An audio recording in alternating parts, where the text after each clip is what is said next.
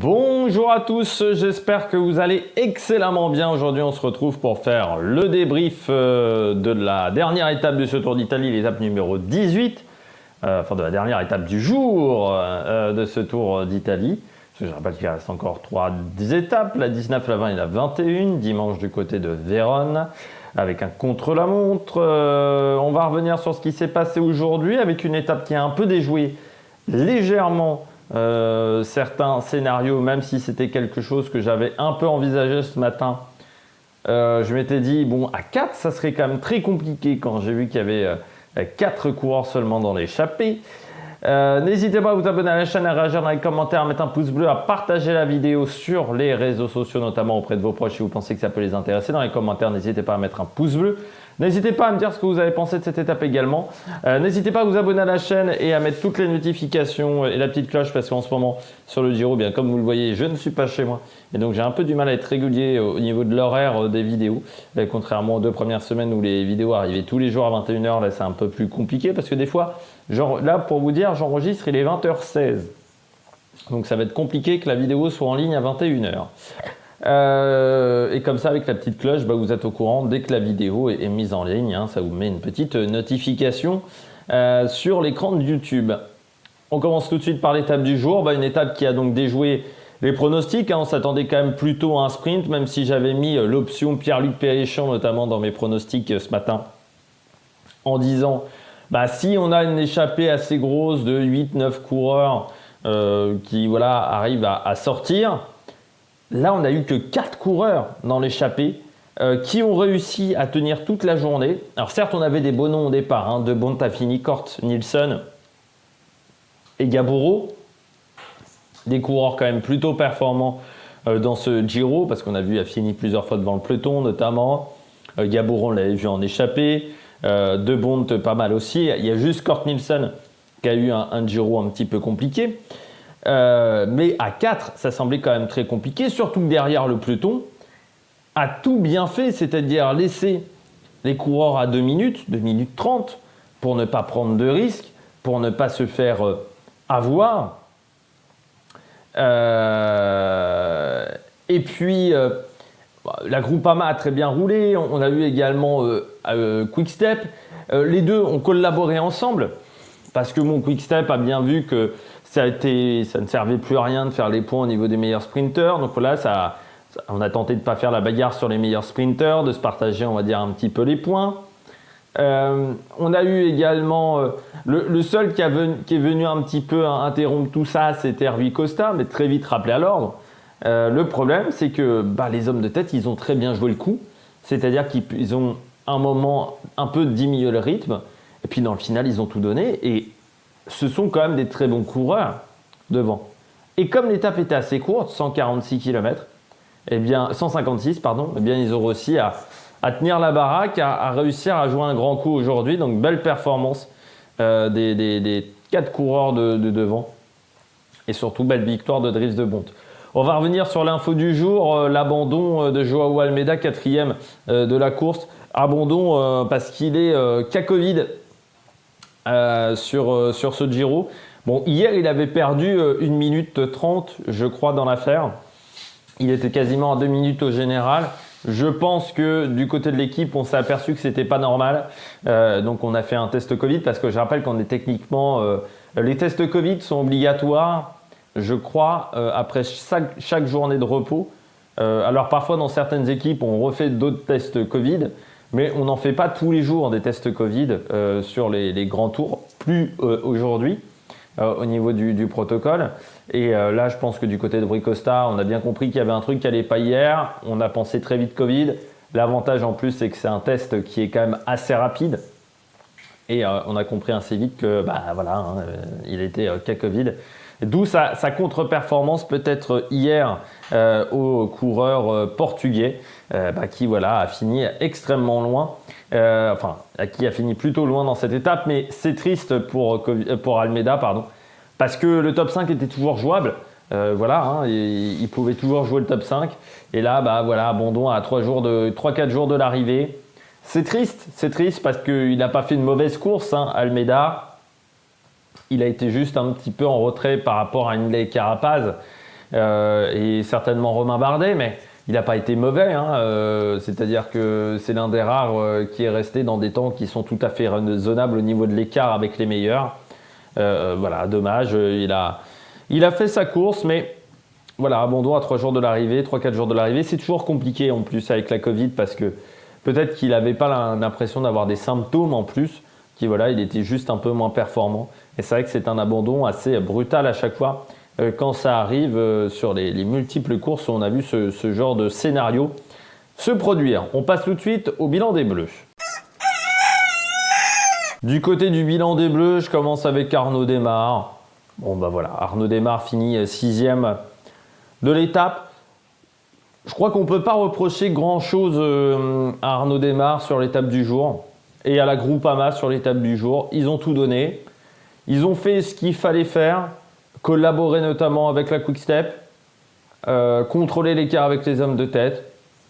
Ça n'a pas marché, la fatigue certainement pour l'équipe Groupama. Voilà, ça arrive en 3e semaine. C'est pas la première fois où on voit une échappée gagner une étape plutôt réservée aux sprinteurs en 3e semaine. Sur le dernier Tour de France, lors de l'étape dans les Landes, c'est ce qui s'est produit avec la victoire de Mohoric. Bon voilà, on sait que maintenant, les 3e semaines de course, comme le niveau est assez intense, comme parfois on a des étapes qui se courent assez vite, peut-être que là on a subi l'étape de Naples aujourd'hui. Peut-être qu'on a subi l'étape d'hier également, ou certaines étapes de montagne où les délais étaient limites pour les sprinteurs et pour les équipiers également. Et voilà, ça a entraîné pas mal de fatigue. Donc aujourd'hui, Arnaud Démare ne gagne pas l'étape, il finit 6e. Malgré tout, le classement du meilleur sprinter, maintenant c'est joué avec 130 points d'avance. Donc maintenant, à lui de finir dans les délais. Demain, ça devrait le faire. Ça sera peut-être plus compliqué samedi, mais demain, l'étape fait 3400 mètres, je crois, de dénivelé positif. Donc pour un sprinter, c'est peut-être pas mal. Surtout qu'à part le Kolovrat, les autres étapes sont tout à fait... les grimpeurs, les sprinters sont tout à fait en capacité de grimper sans trop se mettre dans le rouge. Les 2 autres difficultés de la journée prévues sur le parcours. Je continue avec Guillaume Martin. Guillaume Martin aujourd'hui, il finit encore à 1 minute 50. Alors il gagne une place au général, il est désormais 15e avec l'abandon de Almeida. Mais 15e à 27 minutes 30 au général, c'est énorme. Bon, après, je ne vais pas en rajouter beaucoup plus sur Guillaume Martin. Je n'avais pas beaucoup de Français à mettre en avant aujourd'hui. Donc voilà, c'est tombé sur Guillaume Martin. Étape encore une fois difficile, mais bon, on sent que ça a quand même un peu lâché dans la tête pour Guillaume. Je pense qu'il avait envie de montrer ce qu'il était en capacité de faire, de montrer qu'il était capable de faire top 5, top 6 sur un grand tour. Et je pense que dans la tête, maintenant, il est plus dedans, il est plus dans ce Giro. Voilà, il est déjà concentré peut-être sur d'autres objectifs, peut-être sur le prochain Tour de France, déjà pour Guillaume Martin. Je pense qu'il faudra quand même réfléchir du côté de la Cofidis à comment on a préparé cette course. Est-ce que le stage en Sicile était une bonne idée ? Est-ce qu'il n'aurait pas fallu plutôt faire un stage dans d'autres régions d'Italie pour pouvoir opérer plus d'étapes ? Il faudra quand même reparler de ce problème dans les descentes qui a été assez important sur cette course et je trouve que ce n'était pas autant le cas auparavant. Là, il était vraiment au ralenti dans les descentes. Là, on aurait dit Zacharine, quoi. C'était vraiment très compliqué, pas du tout à l'aise, ou même Hugh Carty était plus à l'aise que lui dans les descentes. Donc, Hugh Carty, c'est quand même pas forcément une référence. Même Thibaut Pinot. Donc il va falloir se remettre en question peut-être là-dessus. Après, j'ai vu une question, est-ce que Cofidis est une bonne équipe pour lui ? Moi je vous pose la question, vous le verriez où ? Dans quelle autre équipe d'un standing meilleur que Cofidis aujourd'hui ? Il n'y a pas beaucoup de formations qui vont se battre pour, je pense, Guillaume Martin. Déjà parce que Guillaume Martin est quand même un coureur atypique. Je rappelle, il a fait de la philo, donc c'est pas forcément un coureur qui est très malléable, je pense. C'est-à-dire que tu lui fais pas faire ce que tu veux à Guillaume Martin. Donc c'est peut-être pas forcément le plus facile à gérer dans un groupe. Et puis du côté de Guillaume Martin, au niveau des qualités de grimpeur aujourd'hui, c'est un mec qui est capable de faire 8e, 9e d'un grand tour. Mais aujourd'hui, Ineos, par exemple, n'a pas besoin de ce profil-là. Bike Exchange, pourquoi pas. EF. Mais est-ce que ces équipes-là ont un plus grand standing que Cofidis aujourd'hui? Je ne suis pas sûr. Donc si c'est partir pour une autre équipe, mais qui n'est pas vraiment meilleure, juste pour faire un détour par l'étranger, je ne verrai pas beaucoup d'intérêt. Il y a Intermarché qui peut être une solution. Parce que Intermarché, déjà, il a commencé dans cette formation chez Wanty Groupe Gobert à l'époque. Parce que c'est vrai qu'aujourd'hui, Intermarché, quand on voit leurs résultats, c'est quand même meilleur que Cofidis. Mais par exemple, je ne vois pas la Movistar aller sur Guillaume Martin. Je ne vois pas Jumbo aller sur Guillaume Martin. Ce n'est pas forcément les profils qu'il recherche. Ou soit, Guillaume Martin doit se transformer en équipier. Je ne suis pas sûr que dans sa tête, il se dise « j'ai envie de devenir un lieutenant, Guillaume Martin ». Et à partir de ce moment-là, il y a peu d'opportunités qui s'offrent à toi. Alors Alpecin, parce qu'aujourd'hui, ils n'ont pas de grimpeurs, oui, mais ça veut dire aussi ne pas avoir d'équipe autour de soi. Là, il a quand même quelques coureurs qui peuvent aider en montagne, ou au moins sur certaines étapes. Et puis Alpecin, alors c'est d'un meilleur standing, je pense, que Cofidis, mais en montagne, c'est faible. Et en plus, tu ne seras pas le leader de l'équipe. Tu devras jouer les étapes. Hein. Tu ne joueras pas le général dans cette équipe-là. Et après, EF, Bike Exchange, on voit le niveau est quand même limité. Donc, je ne suis pas convaincu de l'intérêt de changer d'équipe pour Guillaume Martin. Mais de toute manière, je rappelle qu'il est en fin de contrat en cette fin d'année, le coureur français. Alors après, c'est peut-être pas lui qui voudra changer d'équipe, c'est peut-être Cédric Vasseur. Qui voudra prendre un autre coureur que Guillaume Martin, parce que des fois Cédric Vasseur, c'est un personnage assez lunatique quand même. Hein. Un jour vous êtes le meilleur au monde, un an après vous êtes une sombre merde. Hein, je pense à Viviani. Donc c'est pas le manager, c'est pas le directeur d'équipe le plus facile. Cédric Vasseur, j'ai l'impression quand même qu'avec Guillaume Martin, la relation se passe plutôt pas trop mal. Donc voilà, je pense que ça serait peut-être une erreur de Guillaume Martin d'aller quitter Cofidis, surtout si c'est pour aller dans une équipe qui n'est pas d'un meilleur standing où vous n'êtes pas certain d'être un leader. On passe tout de suite aux coureurs au top. Attaque de Marlou! Du côté des coureurs au top, je commence avec le vainqueur du jour, Dries de Bondt. Il a très bien géré l'étape d'Dries de Bondt. Il est de toute manière en très bonne condition physique. On en avait parlé d'Dries de Bondt. Alors je ne sais plus c'était quelle étape où j'avais critiqué c'est la victoire de Guermeil. Alors victoire de Guermeil, je ne sais plus c'était quelle étape. Mais où j'avais dit, je trouve que Van der Poel a mal utilisé ses équipiers parce qu'il s'est débarrassé trop vite, notamment de Dries de Bondt. Il avait gardé son équipier Krieger, l'équipier allemand, qui était moins bon grimpeur que Dries de Bondt. Alors j'avais dit il aurait mieux fallu conserver Dries de Bondt et Oldani. Aujourd'hui, vous voyez, Dries de Bondt, il fait une belle étape. C'est un très bon baroudeur, Dries de Bondt, il a 30 ans aujourd'hui, mais c'est un coureur qui est vraiment un très bon baroudeur. Il est arrivé tard, dans des grosses formations. Tard. Il n'est pas arrivé très jeune. En 2017, quand Veroda Willems est monté de Continental en deuxième division, puis il a toujours connu cette équipe. Il avait commencé chez Josiane To Win Cycling Team en 2014. Vous savez, j'aime bien faire ça, regarder qui il y avait avec lui comme équipier, avec Dries de Bondt. Ouais, c'était pas foufou. Beaucoup de coureurs néerlandais. Je ne suis pas sûr qu'il y en a un qui ait fait une grosse carrière derrière dans cette équipe. Certains ont ensuite rejoint Crelan. Il y avait Benjamin Verras qui a été chez Top Sport. Mais aujourd'hui, Dries de Bondt, ça fait partie des bons coureurs belges. Alors, il a remporté déjà le championnat de Belgique, vainqueur désormais d'une étape sur le Tour d'Italie. Puis il a quand même de remporter 2 fois le Halle Ingoigen, le mémorial Rick van Sternberg également une fois en 2019. Deuxième du Grand Prix de Denain cette année. Deuxième de la Ronde van Drenthe. Cette année, il y a quoi comme grand résultat? Huitième de la Volta Limbourg Classique. Il était dans le peloton. Troisième du Samin. Deuxième du Grand Prix Jean-Pierre Montserrat face notamment à Arnaud Delis qui a remporté l'étape, mais devant Hugo Hofstetter en plus au sprint, devant Ethan Vermeulen, devant Pierre Barbier. Donc c'est un coureur qui a une bonne pointe de vitesse, qui en plus est un bon baroudeur, donc c'est un profil qui est très intéressant. Et puis voilà, alors pas beaucoup de victoires dans sa carrière, seulement 6.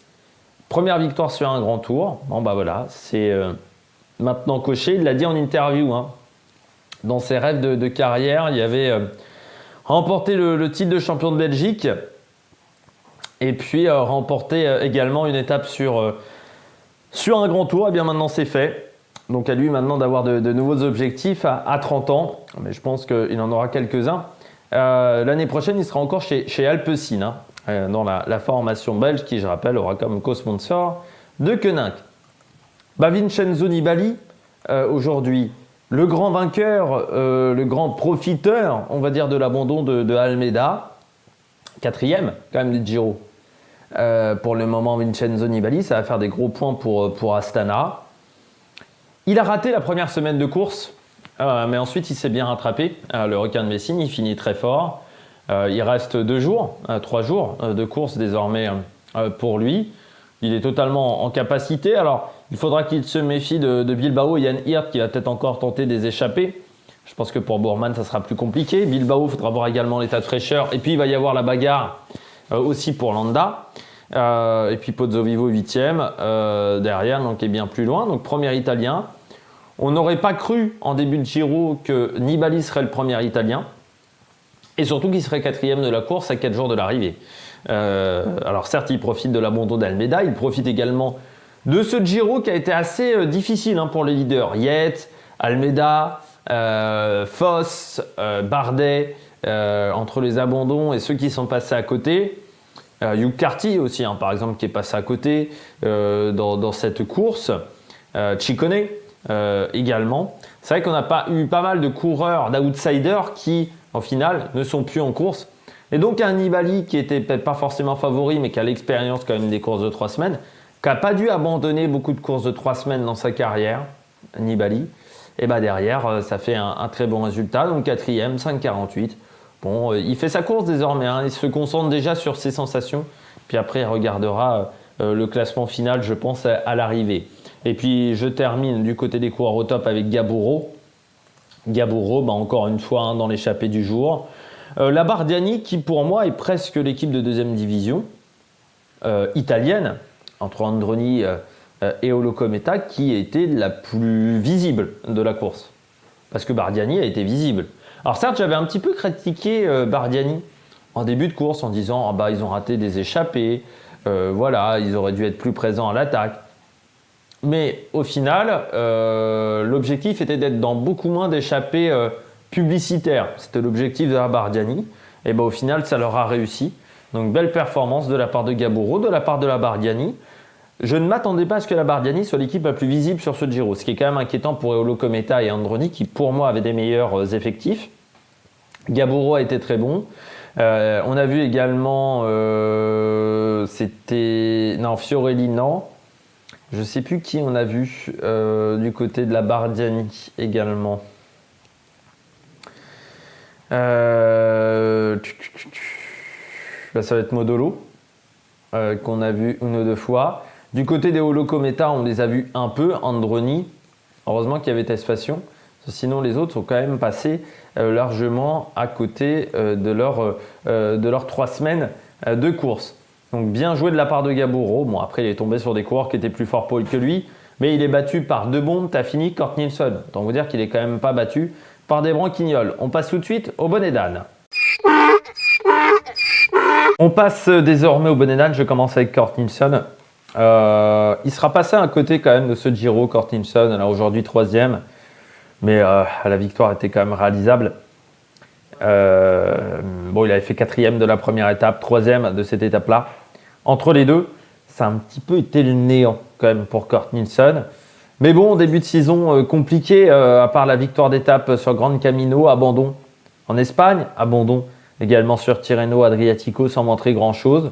L'étoile de Bessèges qu'il a traversé un petit peu comme la main visible, 125e du Grand Prix de la Marseillaise. Bon.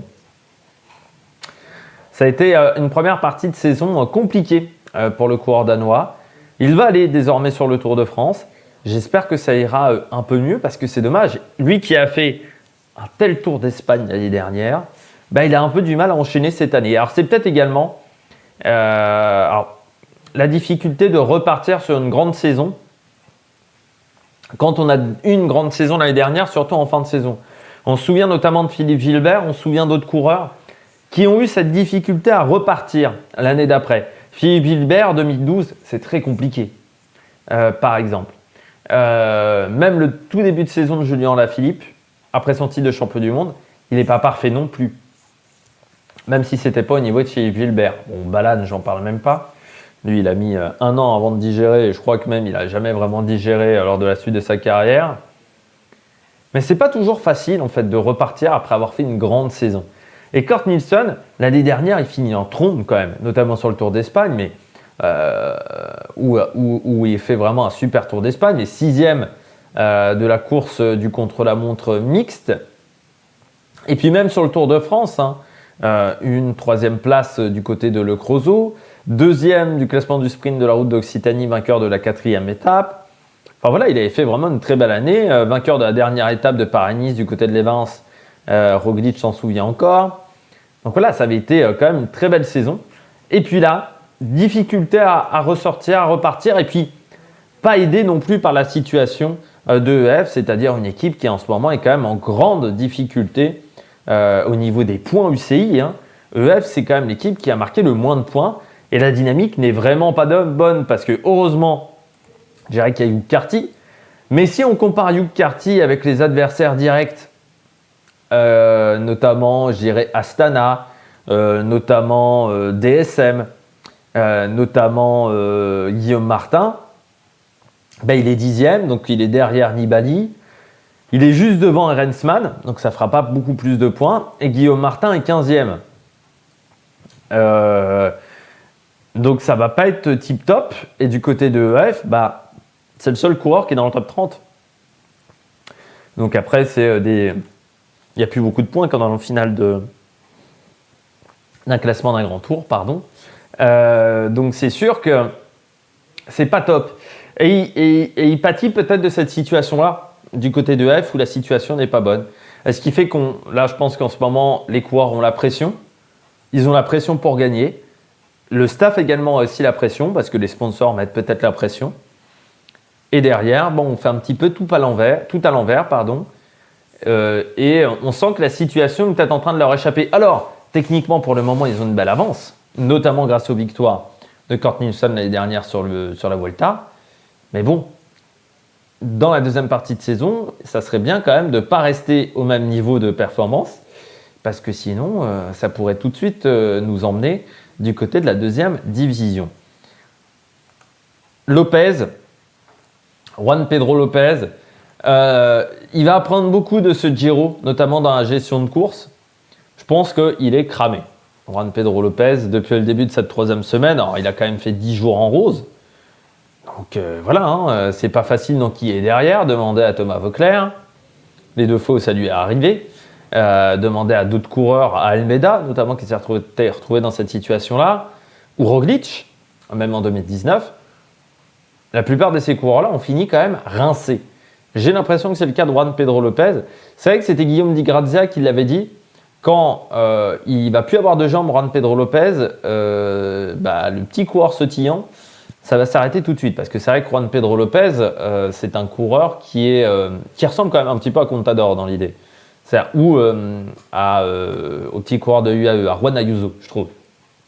Alors, des petits grimpeurs, avec pas mal de punch qui sont capables de changer de rythme.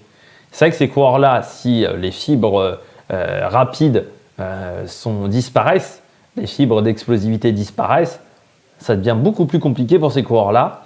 Et puis je pense que tout simplement, il est fatigué là. Il est fatigué. En plus, il ne s'attendait pas à être leader. Je pense qu'on avait quand même misé il devait être co-leader, c'était le leader de rechange, mais je pense que c'était quand même Ciccone le leader.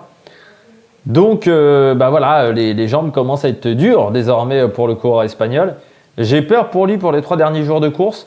Sur sa capacité à rester dans le top 10, ça va peut-être être compliqué.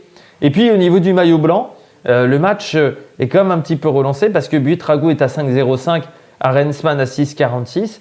Si Lopez, il est capable de perdre ce temps-là dans les 2 dernières étapes, s'il est vraiment cuit. Donc ça peut permettre à Arensman de remonter, surtout qu'Arensman, il n'est pas mauvais sur le contre-la-montre. Il est meilleur que Lopez et Buitrago, donc ça pourrait être pas mal pour lui. Et je rappelle que Sivakov, le français, est 4e en étant équipier de ce classement du maillot blanc. Et puis je termine avec Ivan Sosa. Pourquoi Ivan Sosa? Qu'il ne soit pas présent sur les étapes de plat, bon, j'ai envie de dire, c'est un peu normal. Le problème d'Ivan Sosa, c'est qu'au départ, bon, alors moi j'avais dit que je m'attendais plutôt à ce qu'il soit leader du général. Bon, ça n'a pas été le cas. Au final, on avait plutôt misé sur Valverde. Je m'attendais après qu'il vise les étapes. On ne l'a quand même quasiment pas vu en échapper, Ivan Sosa. On l'a très peu vu sur cette course au final, le Colombien. On s'attendait à mieux d'Ivan Sosa en se disant, en plus, il a quitté Ineos avec plus de liberté. Ça peut être pas mal. Il a fait des pas mauvaises courses, notamment le Tour des Asturies qu'il remporte, notamment 5e du Grand Camino, 10e du Tour d'Andalousie. Mais au final, quand on regarde bien, sur ces 3 courses, c'est des courses quand même de moindre importance. Ce sont des catégories 2-1 ou Pro Series pour le Tour d'Andalousie. Mais le Tour d'Andalousie, ça a été une course assez débridée dans sa manière de se courir. On a vu des coureurs qui un jour étaient bons, le lendemain étaient aux fraises. Et du côté d'Ivan Sosa, il n'a jamais trouvé le bon coup de pédale, il n'a jamais vraiment trouvé le rythme. Peut-être qu'il n'a pas réussi à résister à la pression d'être leader, peut-être tout simplement que la préparation n'a pas été assez bonne pour le coureur colombien. Mais au final, il est passé à côté sur les étapes de montagne. Sur les étapes de plat, tu aurais pu te dire, bon, il passe à côté sur les étapes de montagne, mais c'est pour viser un top 15 ou un top 20 en général. Sauf qu'il a perdu énormément de temps sur des faits de course, de type cassure et autres événements. Donc, à la fin, on se demande vraiment, Ivan Sosa, où on l'a vu et on ne l'a quasiment pas vu de la course, ce qui est un petit peu triste. Peu présent également pour épauler Valverde. Donc, c'est un petit peu triste quand même pour le coureur colombien. C'est vrai que je misais quand même pas mal dessus. J'espère que vous avez aimé cette vidéo. Demain, étape de montagne. De moyenne montagne, étape qui pourrait convenir à des punchers. Étape avec du pourcentage, notamment les Kolovrat, avec un petit passage en Slovénie, de nouveau. D'ici là, n'hésitez pas à vous abonner à la chaîne, à réagir dans les commentaires, mettre un pouce bleu, à partager la vidéo sur les réseaux sociaux. Donc demain, présentation de l'étape 7h30, débrief à partir de 21h, mais je pense plutôt un peu plus tard dans la soirée. Et puis d'ici là, on se retrouve pour de nouvelles aventures sur l'Amérique Production. Ciao, ciao!